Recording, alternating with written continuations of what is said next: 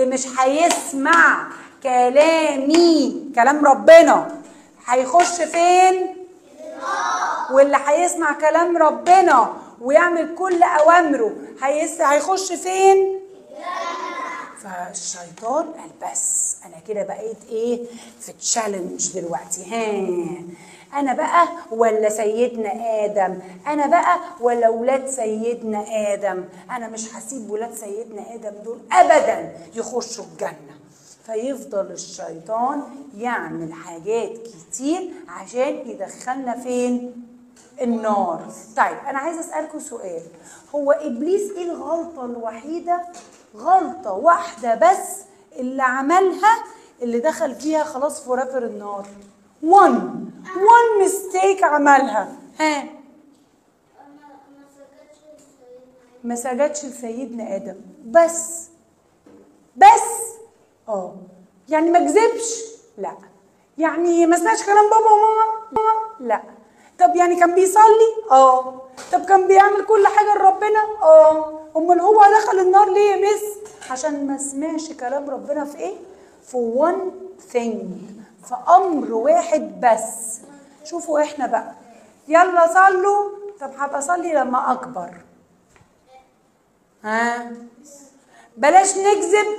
طب خلاص استغفر الله العظيم يا رب هكذب مره واحده بس. طب يلا نصوم. لا انا لسه بيبي صغير، اصل بطني بتوجعني، اصل انا بدوخ، اصل انا بتعب.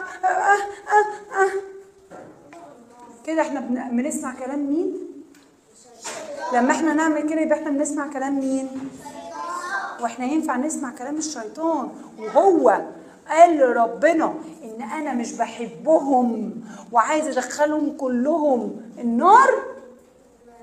يبقى لما الاقي نفسي كسلان وتعبان وقرفان مش قادر خالص اقوم اتوضى واصلي، اعرف مين اللي قاعد بيتقل عليا قوي قوي قوي الصلاه؟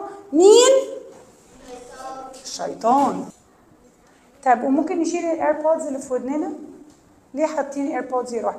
انت عارفه ان انت طول ما انت لابسه الايربودز في ودنك، اولا انت مش هتبقي بتسمعي كويس، ثانيا ربنا خلق الودننا دي يا ولاد مفتوحه ولا مقفوله؟ لما انا اقفلها هيحصل ايه؟ البكتيريا اللي جوه ودننا بدل ما هي فيري بيبي بكتيريا ان اتس اوكي عشان ربنا خلقها كده، تبدا تكبر تكبر تكبر تكبر تكبر وتعمل لنا فيروسز جوه ودننا. انتوا صغيرين قوي قوي قوي قوي على ان انا ابقى بوظ ودني من دلوقتي. يعني انا معايا ايربودز، الايربودز بتاعتي بلبسها كل فين وفين. اي حد عايز يحط سماعه افتكر انا ربنا خلق لي ودني دي مفتوحه، هقفلها كده بسماعه، انا ببوظ اكيد ايه؟ ودني. اوكي؟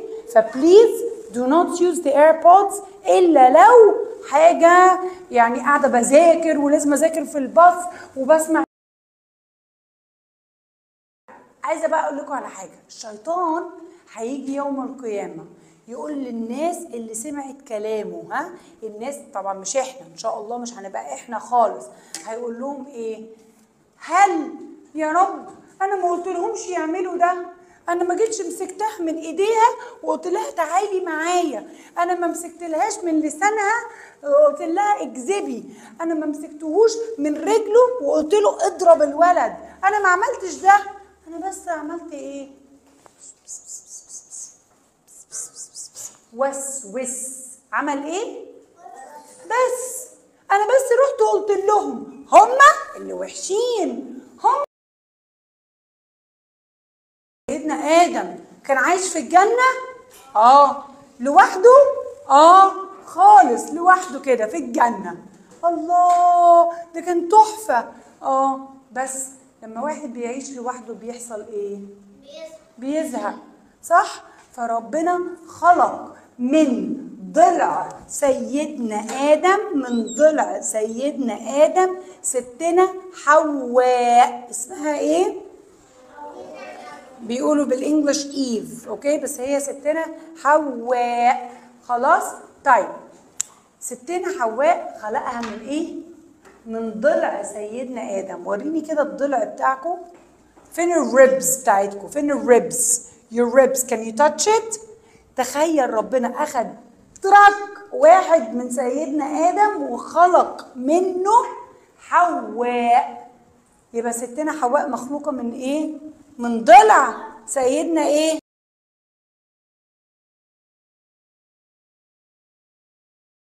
لما حد يجي يقول لك انت مخلوق من الطين، لا مش انا، مش مخلوق. صح؟ امال انا يا مس اتخلقت من ايه؟ من ماء مهين. ماء ايه؟ مهين. يبقى احنا مخلوقين من ايه؟ ماء مهين. سيدنا ادم مخلوق من الايه؟ وستنا حواء مخلوقه من الايه؟